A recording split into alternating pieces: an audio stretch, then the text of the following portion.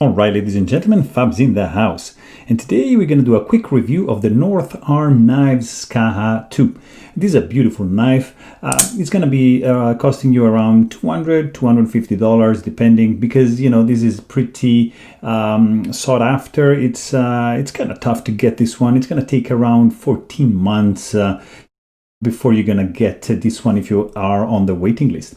So overall, this guy is 7.75 inch long, and it's made in Canada, made in BC, right over here. Beautiful, beautiful piece. You know, liner lock. It's great Edc size, 4.4 inch long when closed. This one is in carbon fiber with a pretty cool and smooth finish. The blade is a 3.33 inch long S35 VN steel blade. Very, very nice. As you can see, the finish is like a semi-hollow grind, CNC machined. In fact, you can feel the grooves going on. Just a beautiful, beautiful piece. The sound this guy makes is very, very distinctive. It's like this. Very snappy, high pitch. It's unique. Very, very nice. Clink and click.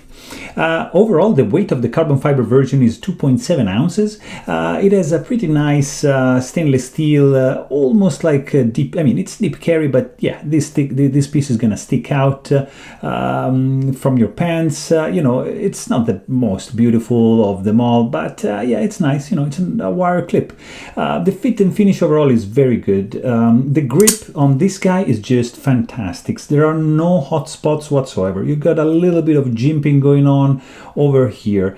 You know, the smoothness of this guy is phenomenal. The action is crazy. Look at this. It flies open as soon as you unlock the lock bar. Look at this. Boom, it goes down. Looks like there's some kind of acceleration. It's super fidgety, fast. Detent is beautifully dialed in. It's just, you know, the perfect action for a relatively inexpensive knife. But if you want to know more, please check out my full-length review. But thanks for watching and stay tuned.